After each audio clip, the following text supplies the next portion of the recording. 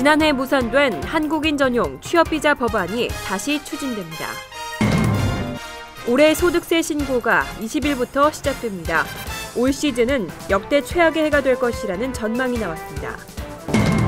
지난 5일 강도 사건으로 출동한 뉴욕시경 경찰관 2명이 또 피격됐습니다.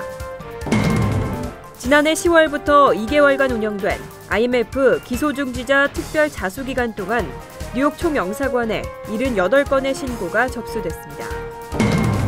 뉴욕 일원 도로의 팟홀 때문에 운전자들의 피해가 급증하고 있습니다. 이상은 이 시각 주요 뉴스입니다. 여러분 안녕하십니까? KBN 뉴스입니다. 지난해 무산된 한국인 전용 취업비자 법안이 다시 추진됩니다. 법안 발의자인 피터 로스캄 의원은 올해 법안이 재상정되면 무난히 통과할 것이라고 자신감을 보였습니다. 연간 15,000개의 취업비자 쿼터를 부여하는 한국과의 동반자 법안 발의자인 피터 로스캄 연방 하원 의원은 6일 시민참여센터 관계자들과 간담회를 가졌습니다. 로스캄 의원은 지난해 다수의 이민 관련 법안이 논의되면서 양당 간 이해관계가 엇갈려 한국과의 동반자 법안 처리가 결국 무산됐다고 설명했습니다. 하지만 이번에 법안이 재상정되면 초당적 지지를 받아 무난한 통과가 예상된다고 밝혔습니다. 또 법안에 완강한 반대 입장을 보였던 밥 굿레이트 하원 법사위원장을 설득하겠다고 강한 자신감을 보였습니다. 이 법안은 한국인 전용 취업비자인 E4 비자 신설을 골자로 하고 있습니다. 김동찬 시민참여센터 대표는 이 법안이 상정되면 로스캄 의원의 선거구인 시카고에서 지역 한인단체들과 축하 파티를 하겠다고 밝히고 범동포적인 지지 청원 서명 운동을 펼쳐나갈 계획이라고 설명했습니다. 존 베이너 연방 하원의장이 지난 6일 하원의장 3선에서 힘겹게 성공했습니다. 출석 의원의 과반수인 205표를 간신히 넘기고 216표를 얻었습니다. 낮은 득표율에 사실상 마지막 임기라는 전망이 나오고 있습니다. 존 베이너 의장은 제114대 의회 개회일 실시된 표결에서 출석 의원 408명의 과반수인 205표를 간신히 넘긴 216표로 하원 의장에 선출됐습니다. 지난해 중간선거에서 공화당이 압승하면서 베이너 의장은 무난히 하원 의장에 다시 선출될 것으로 예상된 바 있습니다. 하지만 최근 당내 강경 보수파인 티파티 소속 의원들을 중심으로 지난해 말 레임덕 회기 동안 오바마 대통령에게 주도권을 내줬다는 비난이 쏟아지면서 위기를 맞기도 했습니다. 이날 투표에서 25명의 공화당 의원이 당내 다른 의원에게 표를 줬고 1명은 기권했습니다. 베이너 의장은 비록 3선에 성공했지만 역대 유례를 찾기 힘들 만큼 많은 반란표를 기록하면서 이번이 마지막 임기라는 전망이 나오고 있습니다. 올해 소득세 신고가 20일부터 시작되는데요. 올 시즌은 역대 최악의 해가 될 것이라는 전망이 나오고 있습니다.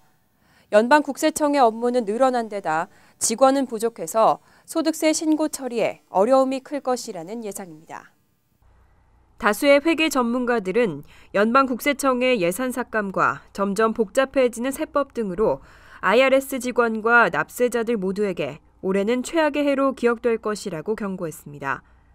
지난 5년간 연방정부는 IRS의 예산을 지속적으로 삭감해왔습니다.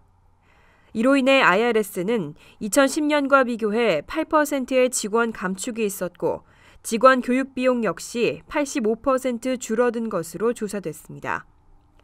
전국 납세자협회의 리나 올슨 디렉터는 올해 IRS에 전화 문의를 할 경우 47%는 통화조차 어렵고 통화에 성공한 53%도 평균 34분을 대기해야 할 것이라고 예측했습니다.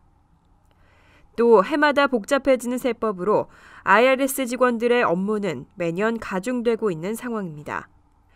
특히 올해는 건강보험개혁법에 따른 의료보험 미가입자에 대한 벌금이 처음 적용되는 해여서 IRS의 업무가 더 늘어날 전망입니다. 코스키넨 국세청장은 최근 언론과의 인터뷰에서 예산 삭감으로 인한 인력과 자원 부족으로 올해 소득세 환급 기간이 얼마나 더 늘어날지 알 수 없다고 밝혔습니다. 올해 소득세 신고는 20일부터 시작됩니다.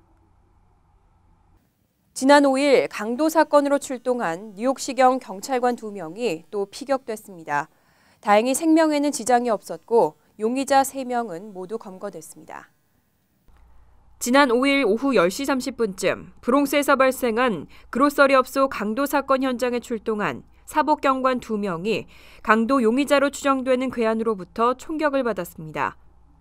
두 경관은 브롱스 46경찰서 범죄 타격대 소속으로 한 명은 30살 앤드류 도시, 다른 한 명은 38살 알리로 펠레라노로 신원이 확인됐습니다. 두 경관은 각각 팔과 등, 가슴에 총을 맞아 중상을 입었지만 생명에는 지장이 없는 것으로 알려졌습니다. 경찰은 사건 직후 대규모 인력을 동원해 범인 검거에 나섰고 6일 유력 용의자 3명을 붙잡아 현재 조사를 벌이고 있습니다. 검거된 용의자 중 2명은 이날 먼저 붙잡혔고 한 명은 총격 부상을 치료하기 위해 병원을 찾았다가 검거됐습니다. 경찰은 이 남성이 경찰과의 총격전 과정에서 부상을 입은 것으로 판단하고 있습니다.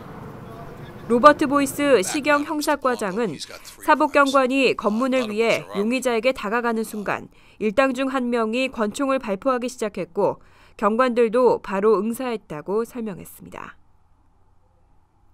한국 정부는 지난해 10월부터 2개월간 IMF 기소중지자 특별 자수기간을 운영했는데요. 이 기간 동안 뉴욕 총영사관에 접수된 신고만 78건에 달했습니다.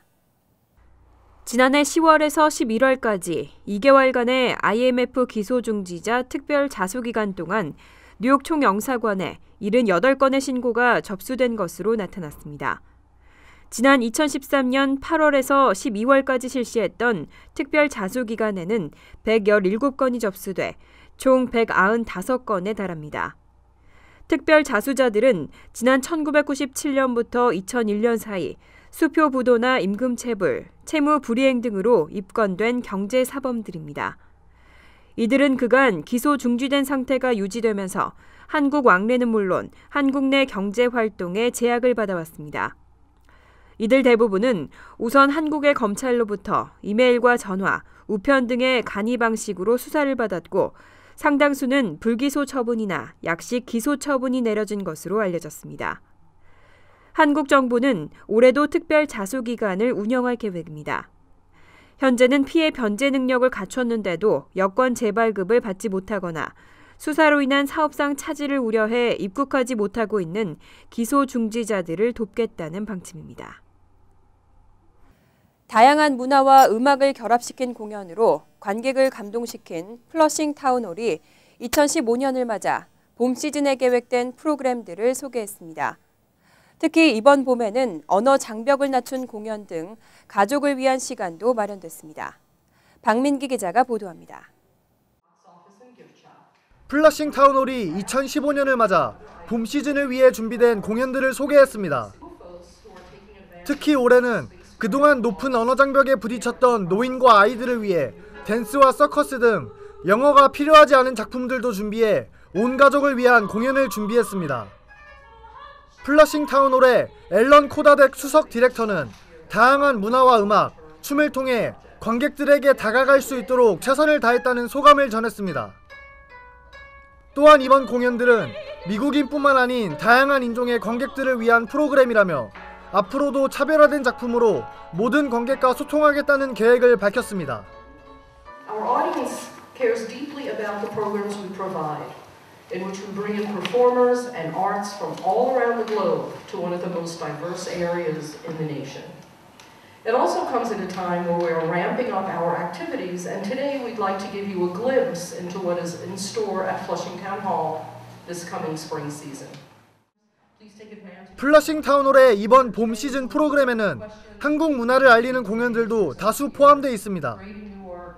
최성우 마케팅 디렉터는 공연뿐만 아니라 한국 문화 전시회가 한국 전통의 미를 세계에 알리는 데 일조할 것으로 예상했습니다. 저희 민화 전시회, 한국 민화 전시회가 5월달에 있고, 그다음 2월달에는 한국, 중국, 서예 대가들 이렇게 모셔가지고 그 서예 전시회도 2월달에 열 예정입니다. 그래서 점점 더 이제 한국 프로그램을 더 하이라이트하고 그리고 다른 문화와 같이 이렇게 융합을 시켜서 조금 더 한국 문화를 더 돋보이게 하는 그런 프로그램들을 많이 이번에 만들었습니다. 플러싱 타운홀의 봄 시즌을 위한 프로그램은 1월부터 6월까지 준비되어 있습니다. KBN 뉴스 박민기입니다. 도로의 지뢰로 불리는 팟홀.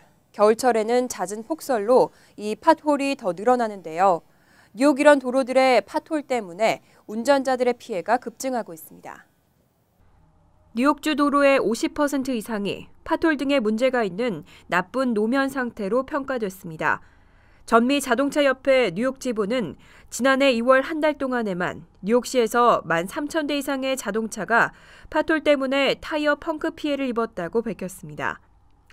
또 뉴욕시 운전자들이 팟홀로 인한 차량 수리비로 연평균 $673를 지출하고 있는 것으로 나타났습니다. 전문가들은 노후화된 도로에서 발생하는 팟홀을 단순히 메우는 것은 미봉책에 불과해 시간이 갈수록 팟홀이 더 늘어나도록 한다고 지적하고 있습니다. 실제로 시교통국은 지난 한 해 동안 49만 3,306곳의 팟홀을 메웠지만 올해는 더 많은 팟홀을 메워야 할 것으로 예상하고 있습니다. 전문가들은 심한 노후 도로는 전체를 새로 포장하는 것이 바람직하다고 조언하고 팟홀을 메울 때는 재활용 고무 성분이 섞인 아스팔트로 메우는 방법을 권장했습니다. 고무 성분이 함유된 아스팔트는 일반 아스팔트보다 수명이 평균 30%가량 긴 것으로 분석되고 있습니다.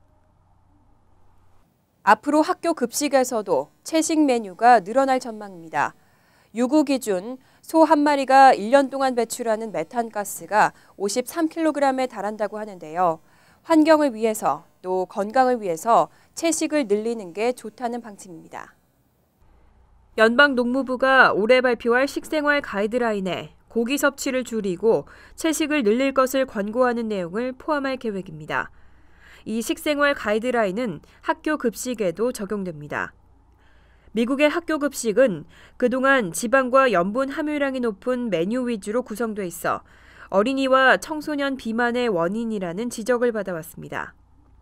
미셸 오바마의 정책으로 학교 급식에서 지방과 염분 함유량이 많이 줄었지만 아직도 개선이 필요하다는 지적입니다. 뉴욕타임즈는 최근 1980년대 이후 미국의 어린이 평균 몸무게가 심각할 정도로 늘어났다며 어린이 3명 중 1명이 비만이라고 보도했습니다. 또 이 추세라면 2030년에는 미국 전체 인구의 절반 이상이 위험한 수준의 비만이 될 것이라고 경고했습니다. 한편 가이드라인에 담기는 채식 장려는 환경 보호 차원에서도 추진되고 있습니다. 채식 위주의 식단은 현재의 인류뿐 아니라 미래 세대의 건강을 위해서도 또 환경에도 나쁜 영향을 덜 미친다는 설명입니다. 이상으로 KBN 뉴스를 마칩니다. KBN과 함께 즐거운 저녁 되시기 바랍니다.